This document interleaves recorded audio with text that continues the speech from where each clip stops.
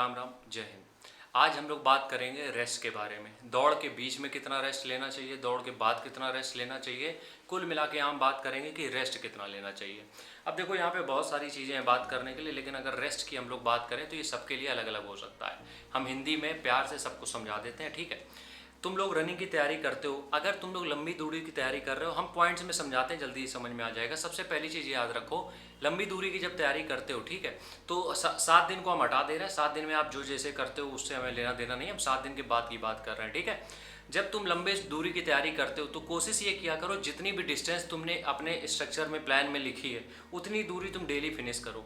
अब उसके बीच में रेस्ट लेना नहीं लेना उसके ऊपर बात करते हैं। अगर मान लो 6 किलोमीटर तुम्हें एक दिन में दौड़ना है, तुमसे 3 किलोमीटर रनिंग हुई, उसके बाद तुम सोचते हो कि रुक जाए, नहीं, रुकना नहीं है।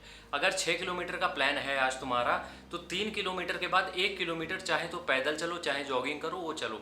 उसके बाद बॉडी इतना रिकवर हो जाती है कि तुम अगले 1 किलोमीटर के लिए तैयार हो जाओगे रेस के लिए। तो अगले 1 किलोमीटर दौड़े, फिर थक गए, बाकी का 1 किलोमीटर पैदल चल के पार कर लिया। कहने का मतलब यार यहाँ पे ये है कि तुम ये जो दूरियां हैं इनको एक साथ पूरी अगर नहीं कर पा रहे हो तो थोड़ा सा ब्रेक में पूरी करो, लेकिन रुको मत। 6 किलोमीटर अगर है तो 6 किलोमीटर के पहले तुम बैठो मत, लेकिन उसके बीच बीच में स्पीड कम ज़्यादा करते रहो, ठीक है। ये हो गया रेस्ट तुम्हारा, इसको बोलते हैं एक्टिव रेस्ट, ठीक है। दूसरी चीज़, अब कुछ लोग बोलते हैं भैया स्प्रिंट के बीच में कितना रेस्ट होना चाहिए। देखो, होता क्या है कि जब हम स्प्रिंट के बीच में या किसी भी वर्कआउट के बीच में रेस्ट की टाइमिंग कम करते हैं तो बॉडी की कैपेसिटी बढ़ाने की कोशिश करते हैं, स्टेमिना बढ़ाने की कोशिश करते हैं, ठीक है।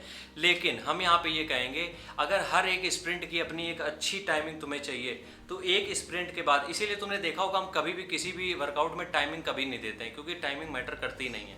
तुम जब एक लैग फिनिश करते हो, अपना एक स्प्रिंट फिनिश करते हो, उसके बाद रेस्ट तुम उतना लो जितने में तुम रिकवर हो जाओ, जितने में तुम्हें लगे कि तुम अगली रेस के लिए तैयार हो गए उतना रेस्ट लो। कोई क्या कह रहा है वीडियो में, कोई क्या बता रहा है, बकने दो, तुम अपने हिसाब से चलो। बीच में जितना रेस्ट चाहिए उतना लो, बहुत ज़्यादा भी नहीं बहुत कम भी नहीं, अपने हिसाब से रेस्ट जितना तुमसे रिकवरी में काम आ सकता है, ठीक है।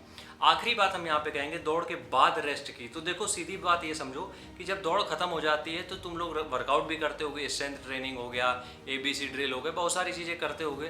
तो दौड़ से इसके बीच में थोड़ा सा गैप रखा करो। अब होता क्या है कि तुम रनिंग के तुरंत बाद अगर वर्कआउट करने चले आते हो तो उतनी स्ट्रेंथ नहीं मिलती है, ठीक है।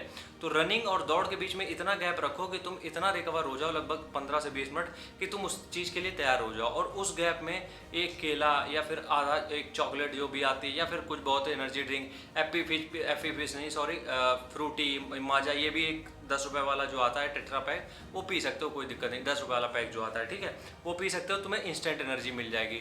इससे होगा क्या, तुमने रनिंग में अपना 100% दे दिया, थोड़ा सा रेस्ट किया, अब तुम अपनी स्ट्रेंथ ट्रेनिंग में 100% दे लोगे। लोगों के साथ दिक्कत ये हो रही है, वो इकट्ठा सब कुछ निपटाना चाहते हैं, जिसकी वजह से वो एक ही चीज़ में एफर्ट मार पाएंगे बस, ठीक है। मिलते हैं नेक्स्ट वीडियो में, तब तक के लिए राम राम।